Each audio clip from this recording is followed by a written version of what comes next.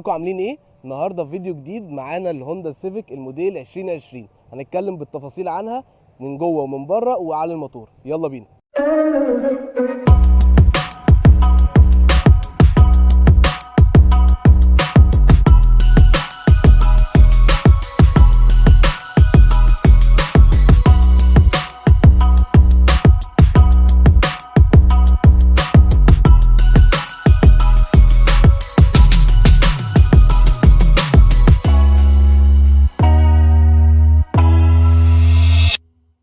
طيب الهوندا سيفيك نتكلم كده على التاريخ بتاع العربيه دي. ده الجيل العاشر من الهوندا سيفيك، نزل في 2016 ولحد 2021. من 2022 كان شكل جديد، بس انا بصراحه بحب الشكل ده قوي. هنتكلم طبعا على الشكل نفسه بالتفاصيل وكل حاجه واحده واحده. زي ما انتم شايفين كده العربيه دي مختلفه واتغيرت كتير قوي عن الشكل اللي قبلها، وكمان الشكل اللي بعدها اتغير جدا. طيب نبدا كده بوش العربيه. زي ما انتم شايفين كده وش العربيه ده مختلف جدا. الفوانيس طبعا بتيجي فيها الدي لايت الليد، وكمان بتيجي فيها اللانس والنور العالي. زي ما انتم شايفين كده صاحب العربيه مخليها زينون او اللي هو اللون الازرق، لكن هي بتيجي من التوكيل او بتيجي الستوك بتاعها ان هي هالوجين، ودي حاجه وحشه شويه في العربيه، بس انت لو صرفت فلوس شويه تغيرها وتبقى شكلها حلو كده. زي ما انتم شايفين كمان الاكسدام جاي سبورتي شويه، وبيجي معاه فوجات الهالوجين عادي جدا. وصاحب العربيه كمان مظبطها وحاطط اللي هو الليب بتاعت تحت الاكسدام، وشكلها حلو قوي. الكربون فايبر دي اللي انتم شايفين بقى الشبكه هي لونها اسود، بس هي بتيجي برده ستوك كروم او اللي هو النيكل، بس طبعا الاسود ده مخلي شكل العربيه حلو جدا من قدام.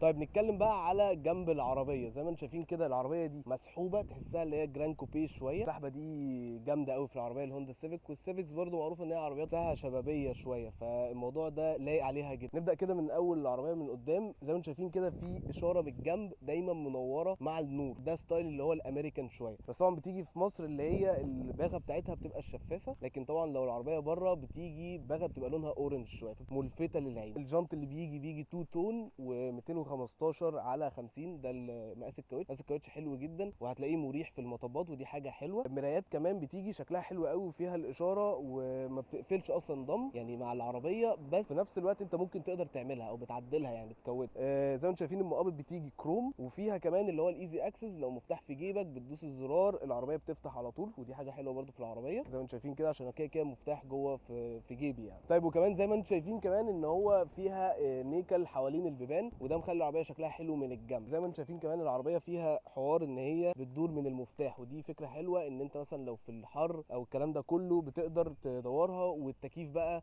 يشتغل. زي ما انتم شايفين كده تعالوا نجرب القصه دي. عملنا كده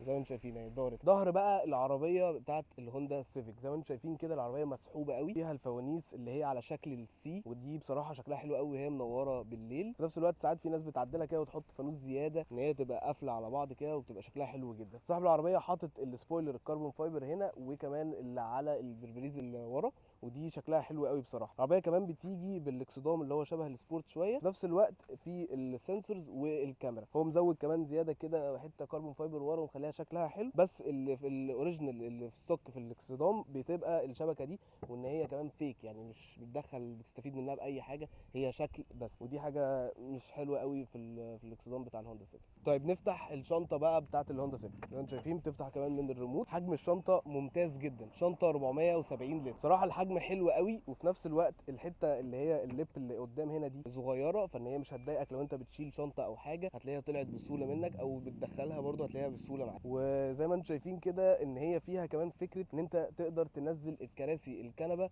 من هنا. الموضوع ده سهل قوي ولذيذ، ان انت تبقى واقف عند الشنطه تدوس على الزرار ده ينزل لك الكنبه اللي جوه. طيب نخش بقى نقعد جوه العربيه ورا. قعدتها هي القعده واسعه، في لاج روم جامده جدا يعني. بص انا دي القعده بتاعتي قدام، في لاج روم غريبه. السقف الهيد روم مش قوي، بس انت قاعد مرتاح، بس في نفس الوقت في هنا فراغ شويه، فانا حاسس ان انا قاعد رافع رجلي لفوق، بس برضو في هنا المساحه هنا كبيره. للاسف في نفق فتيس، فلو 3 قاعدين مش هيبقوا احسن حاجه. في فتحات تكييف قد ورا كمان، فدي برضو حاجه حلوه. الماتيريال برضو لذيذه شويه في القعده اللي ورا، وفي كمان ارم ريست انا شايفه هنا، في كمان كاب هولدرز، فكل ده بصراحه ممتاز في القعده اللي ورا. ممكن بس ان هو يبقوا 2 قاعدين مستريحين ورا، لكن 3 ما اعتقدش. طيب احنا دخلنا جوه العربيه ونتكلم بقى على التفاصيل واحده واحده كده. الماتيريال بقى نبدا بيها. زي ما انتم شايفين كده العربيه فيها سوفت تاتش كتير، يعني قليل قوي ان انت ممكن تلاقي الماتيريال بتاعها مش احسن حاجه، لا الموضوع لذيذ وماتيريال جميله جدا. عربيه ياباني يا جماعه، يعني هي نظيفه واللي هي هتعيش معاك العمر من الاخر، فدي احلى حاجه في العربيه دي. العداد بيجي بقى ديجيتال، واللي قبلها برده كانت جايه ديجيتال والكلام ده كله، بس طبعا في حاجات كتير تقدر تعرفها عن طريق العداد، ودي حاجه حلوه في العربيه دي. العربيه بتيجي طبعا بطاره اللي هو المالتي فانكشن، وفيها مثبت السرعه، وفيها كمان ان انت تقدر تتحكم في الحاجات اللي في العداد. طيب وشاشه العربيه بقى بتيجي 7 انش، بتيجي فيها تقدر تشغل الكار بلاي وتشغل الاندرويد اوتو، تقدر تعرف بقى التريب بتاعتك وتبقى عارف مثلا بتستهلك قد ايه بنزين والكلام ده كله. وطبعا الزراير التكييف بتيجي يعني زراير مش تاتش، فدي برده حاجه كده عمليه شويه. في نفس الوقت الفتيس لذيذ شكله حلو وجاي جلد كده، جنبهم كذا زرار زي الهاند بريك بتيجي كهرباء، وفيها اللي هو الهيل اسيست او اللي هو الهولد للاي بريك يعني، وزرار للايكو او ان انت تبقى ماشي توفر في البنزين. مساحات بقى التخزين بتاعه العربيه، مساحه التخزين يا جماعه في العربيه دي غريبه، انتوا مش متخيلين، في هنا وفي هنا في تحت هنا من جوه، وفي كمان زي ما انتم شايفين الحته الكونسوله دي كلها، كل دي مساحه تخزين، 2 كاب هولدر ومساحه تخزين ورا كبيره، وكمان البيبان مساحه التخزين بتاعتها حلوه قوي، والجلاف بوكس كمان واسع جدا. لا المساحه التخزين في العربيه دي حلوه قوي وانا عجباني جدا بصراحه، ودي حاجه مفيده. يعني انت العربيه اصلا وانت شايفها من بره ما يبانش عليها تماما ان هي واسعه جدا وبتستحمل حاجات كتير جدا جوه العربيه. الفتحات التكييف برضو الكواليتي بتاعتها كويسه، وفي زي بلاستيك كده لذيذ شكله حلو، ممكن تقول ان هو ابانوس لونه اسود شويه في العربيه فشكلها لذيذ. طيب العربيه كمان بتيجي بستارت انجن، ودي حاجه لذيذه. في نفس الوقت العربيه كمان الكراسي بتاعتها دي اللي احنا فيها هي جلد، بس العربيه بتيجي ستوك بقماش، وانت بقى تحط لها جلد تظبط الدنيا. في نفس الوقت اللي هي العربيه دي كمان كانت بتنزل مصر فئه واحده، وكمان بتنزل فيها فتحه السقف. اتكلم بقى على موتور الهوندا سيفيك. العربيه دي بتيجي بموتور ال 1600 اللي هو كان في الجنريشن اللي قبلها واللي قبلها كمان. تيجي ال 1600 ده ان اي او اللي هو مش تيربو ولا سوبر تشارج، وكمان بيجي الموتور ده 123 حصان 153 نيوتن متر، فالارقام قليله بس هو موتور اقتصادي جدا. بيجي بالفتيس كمان السي في تي اللي هو كونتينوس فاريبل ترانسميشن، فده الفتيس ده مريح جدا في السواقه واقتصادي جدا، فكل ده هنجربه واحنا سايقين. طيب احنا نتحرك بقى بالعربيه نجرب كده السواقه واحده واحده. انا متحمس جدا لسواقه الهوندا سيفيك بصراحه، عشان انا بحب العربيه دي من وانا صغير على فكره، الموديل القديم. ولما العربيه دي اول ما نزلت بصراحه كانت شكلها عاجبني جدا وملفت قوي، يعني وانا ماشي في الشارع لما كنت بشوف الهوندا سيفيك دي كنت بقعد اتفرج عليها كده واشوف الديتيلز بتاعتها، عشان هي بصراحه لذيذه وشكلها يعني محدد كده وليها طابع معين وليها كاركتر لوحدها. احنا هنتكلم كده كده واحده واحده على الموتور. زي ما قلنا قبل كده ان الموتور ده موتور ضعيف شويه، مش ده المتوقع طبعا من الهوندا سيفيك، بس في نفس الوقت العربيه اصلا مش محتاجه اكتر من كده، خصوصا ان انت في مصر الشوارع مش هتساعدك على حاجه زي كده. الفتيس السي في تي ده فتيس الناس كانت في الاول بتقلق منه، بس هو ما فيهوش مشاكل قوي. في كذا عربيه في السوق كان بسببها كان في مشاكل في السي في تي، بس الهوندا سيفيك نادر قوي لما كنا نسمع ان العربيه مشاكلها في الفتيس. السي في تي عباره عن ان الار بي ام وان انت ما بتحسش ان العربيه بتنقل، وده مريح جدا في الزحمه، ان انت تبقى ماشي او على طريق حتى كمان مش سامع صوت الموتور قوي، غير لو انت بتدوس جامد بتبدا تسمع بقى ان الار بي ام صوته عالي قوي.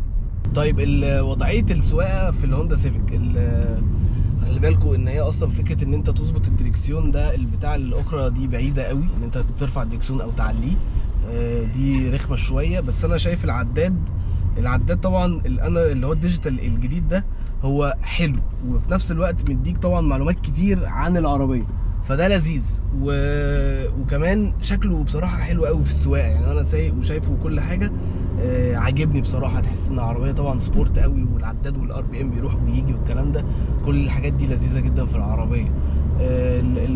العفشه بقى، العربيه طبعا بتيجي بعفشه مالتي لينك ورا، دي بتخليها طبعا ان كل كاوتشه ورا منعزله عن الثانيه، فبتحس ان انت العربيه مريحه وانت سايقها. زي ما انتم شايفين العربيه طبعا انت ماشي على سرعه، مثلا ماشيين على 80، انت مش سامع برضو صوت الكاوتش بره الكلام ده كله، بسبب ان العفشه مريحه، وفي نفس الوقت العزل حلو.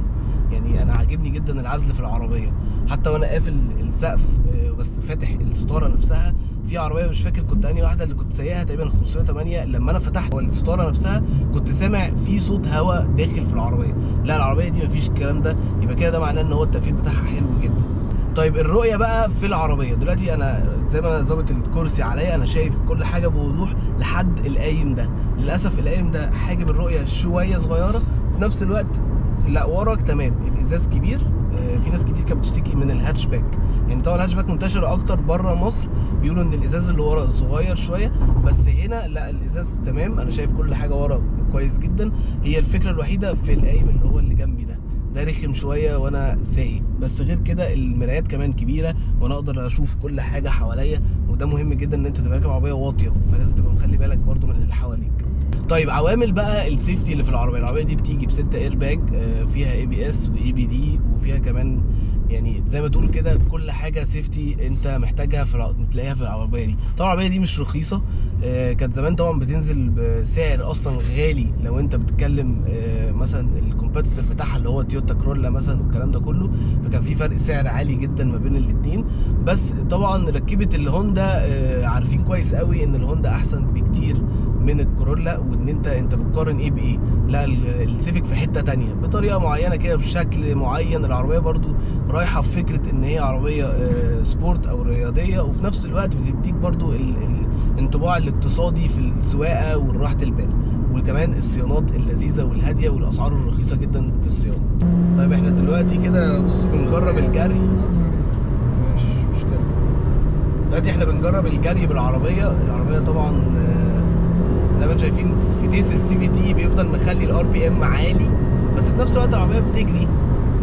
برضو انت مش متوقع منها حاجات جامده قوي بما انها 123 حصان يعني، بس هي لا يعني لذيذه. انا مش محتاج اكتر من كده بصراحه في البلد او في المدينه، في نفس الوقت برضو على الطريق يعني مش متبقاش متوقع منها كده.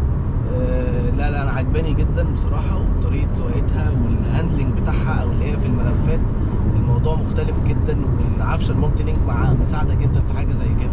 فلا انا عجباني قوي العربيه دي، ويعني لازم تشورت ليستد او اللي هو زي ما تقول كده تفكر فيها لو انت بتفكر في عربيه دلوقتي مثلا في رينج ال1,000,000 جنيه. مستعمله، هتقول ان العربيه طبعا سعرها عالي والكلام ده كله، بس لا هو طبعا بمناسبه السوق، وانا ما بحبش اتكلم على اسعار في الموضوع ده، بس العربيه دي تبقى لذيذه جدا، وتبقى لازم تحطها من اختياراتك حتى لو انت بتقارنها بعربيه الماني او عربيه ياباني تانية. فالعربيه دي لازم تبقى بتفكر فيها كويس جدا كمان. بس وده كان الفيديو بتاع الريفيو بتاع الهوندا سيفيك، يا رب يكون عجبكم. ما تنسوش تعملوا شير وسبسكرايب، واكتبوا لي كده في الكومنتس عايزين نعمل ريفيوهات لعربيات ايه تاني.